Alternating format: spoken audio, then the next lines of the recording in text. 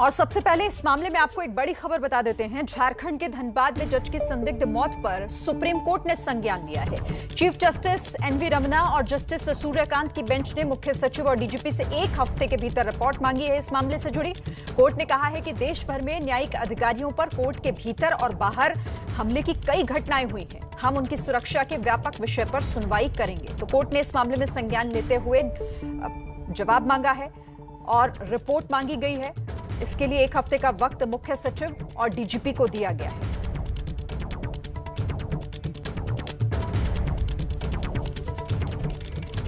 तो इस मामले में कोर्ट की तरफ से संज्ञान लिया गया है। 1 हफ्ते का वक्त और इस मामले में चिंता जाहिर करते हुए रिपोर्ट कोर्ट की तरफ से मांगी गई है। तो झारखंड के धनबाद में जज उत्तम आनंद की हत्या पर सियासत भी गरमाई हुई है। झारखंड से कांग्रेस विधायक और कांग्रेस की राष्ट्रीय सचिव दीपिका पांडे सिंह ने अपनी ही सरकार के खिलाफ ट्वीट किया है। उन्होंने सीएम हेमंत सोरेन को टैग करते हुए लिखा है कि जज उत्तम आनंद जी की हत्या हमारे कमजोर पड़ रहे पुलिसिया तंत्र को उजागर कर रही है। अपराधी लगातार पुलिस की कमियों का फायदा उठाकर संगठित तौर पर अपराध को अंजाम दे रहे हैं। वक्त आ गया है कि बेलगाम हो चुके लोगों पर नकेल कसी जाए और दोषियों पर सख्त कार्यवाही हो। तो कांग्रेस विधायक दीपिका पांडे सिंह जिन्होंने इस पर ट्वीट किया है। और इस खबर पर बात करने के लिए निपुण हमारे साथ जुड़ गए। निपुण, सबसे पहले तो अपडेट दे दीजिए क्योंकि सुप्रीम कोर्ट ने इस मामले में खुद संज्ञान लिया है और 1 हफ्ते के भीतर रिपोर्ट भी मांगी है। देखिए शिरीन, कल सुप्रीम कोर्ट बार एसोसिएशन के अध्यक्ष विकास सिंह ने ये मामला मेंशन किया था, चीफ जस्टिस के सामने रखा था। तब उन्होंने कहा था कि हाईकोर्ट ने संज्ञान ले लिया है और जांच की निगरानी हाईकोर्ट करेगा, ऐसा हमें झारखंड हाईकोर्ट के चीफ जस्टिस ने बताया है।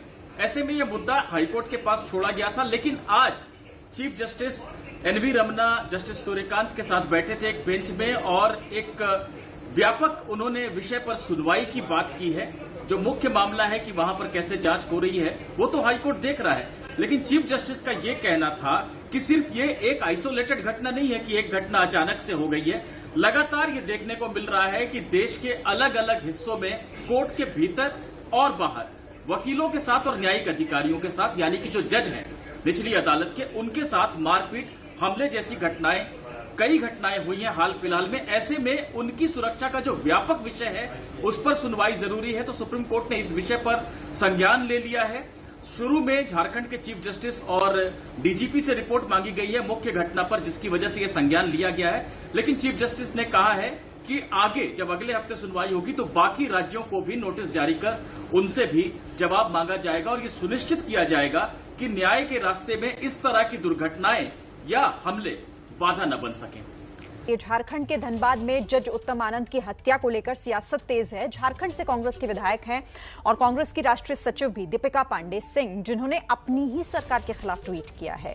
इस वक्त वो खुद हमारे साथ फोन लाइन के जरिए जुड़ी हुई हैं। दीपिका सिंह जी, स्वागत है आपका एबीपी न्यूज पर। पहले तो मैं आपसे जानना चाहूंगी, आपकी नाराजगी खुद की ही सरकार के खिलाफ क्यों लगता है आपको कि इस मामले को लेकर, या फिर दूसरी तरीके से पुलिसिया तंत्र पर आप सवाल उठा रहे हैं? देखिए, मेरी कोई नाराजगी अपने सरकार से नहीं, लेकिन अगर हमारे सरकार में पुलिस भी हमारे सरकार के अंडर आती है और अगर मुझे अपने सरकार का कोई तंत्र अगर कमजोर दिख रहा होगा तो मुझे लगता है कि आवाज उठाने की जरूरत है।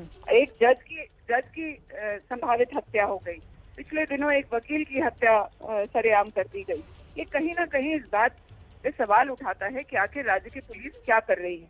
और हम सरकार में है, ये हमारी जिम्मेदारी है कि हम इस राज्य को एक अच्छा प्रशासन दें।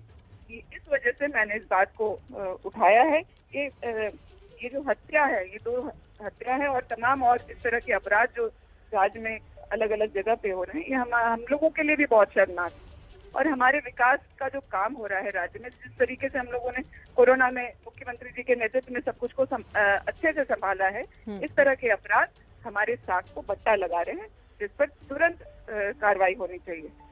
आज तो माननीय सुप्रीम कोर्ट ने भी संज्ञान लेते हुए जांच की रिपोर्ट मंगाई है। मैं इसका स्वागत करती हूँ।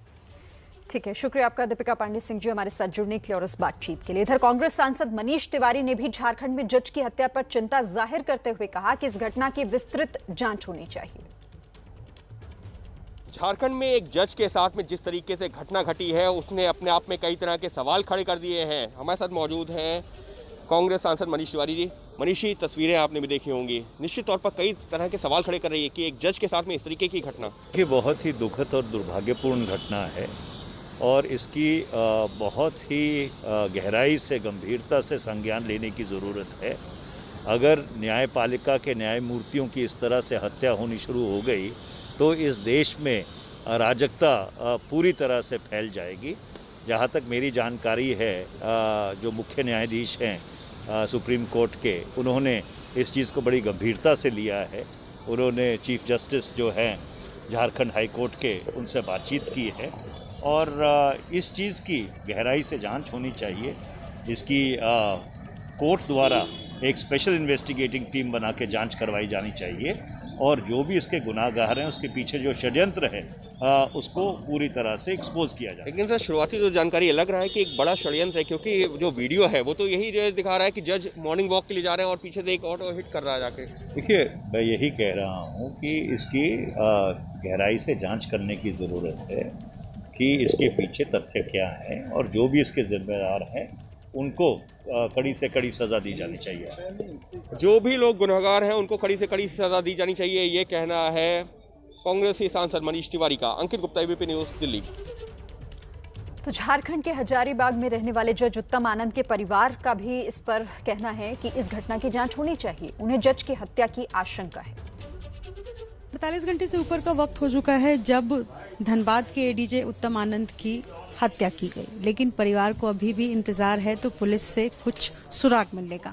मैं उनके हजारीबाग स्थित घर पर मौजूद हूं और मेरे साथ उत्तम आनंद के पिता हैं सदानंद प्रसाद, और आपको बता दें कि खुद बड़े लॉयर हैं और इसके साथ साथ इनके छोटे भाई सुमन शंभू भी यहाँ पर आपको दिखाई दे रहे होंगे, जो कि खुद लॉयर हैं। और परिवार को अभी तक पुलिस ने जानकारी कुछ भी स्पष्ट नहीं दी है। और एक और बात महत्वपूर्ण बताना हो जाता है कि एफआईआर पुलिस ने दर्ज किए हैं। इस बारे में किन किन लोगों पर एफआईआर हुआ है ये परिवार को फिलहाल नहीं पता है। सीधे मैं रुक करती हूँ, उनके पिता से बात करने की कोशिश करती हूँ। ऑटो से टक्कर मारना जो है, ये इस पूरी घटनाक्रम को कैसे देखते हैं, एक पिता कैसे? देखिए, हमने तो क्रिमिनल केसेस बहुत किया है और इस तरह का जो है सो बहुत सा हमको जो है सो बहुत सा मामला जो है सो हमने डिफेंस भी किया है, प्रोसिक्यूशन भी किया है। तो वो फुटेज को जो है सो हम बहुत गौर से देख रहे थे, चश्मा लगाए थे थोड़ा सा, तो हम देखिए ये एकदम यहाँ पर है, यहाँ पर घास उससे जो है सो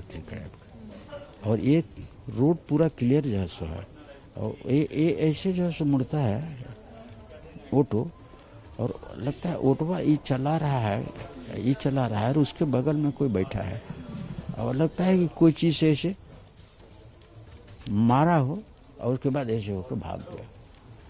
हमने जो ये देखा तो इससे हमको देखने लगा कि clear case of murder. Motive उसका जो है सो ये कुछ चाहे तो किसी को सजा इस तरह का कर दिए होंगे या फिर जो है सो बेल मैटर में भी जो है सो कुछ रहता है जिसको सोच समझ के मर्डर किया है। हमको लगता है कुछ दिन से प्लानिंग करते करते देखा होगा कहीं जाता है, कहाँ आता है, किस तरह के आता है, जो मेरा एक्सपीरियंस है इतने दिनों। पिता बता रहे हैं कि आप लोगों ने जानने की कोशिश नहीं की है कि पुलिस किन आरोपों पर कैसे जांचबीन कर रही है, ये क्योंकि आपको जुडिशरी में भरोसा है? जी हाँ, जुडिशरी पे मुझे पूरा भरोसा है और मैं उससे खुद जुड़ा हुआ भी हूँ। इतनी ही दूर में सारे ऑफिसर और सारे लोग की मैंने पूरे आवास और ये सारे पुलिस लाइन वगैरह हैं, वो पूरे रेड जोन में ही आते हैं। तो उस क्षेत्र में जो है एक न्यायिक पदाधिकारी की जो हत्या कर दी जाती है एक साजिश के तहत, ये एक सोचनीय विषय है कि एक न्यायिक पदाधिकारी जो न्याय करते हैं उनकी ही हत्या हो जाएगी तो न्याय की हत्या हो गई। एकदम सीधी स्पष्ट है कि न्याय की हत्या हम कर रहे हैं।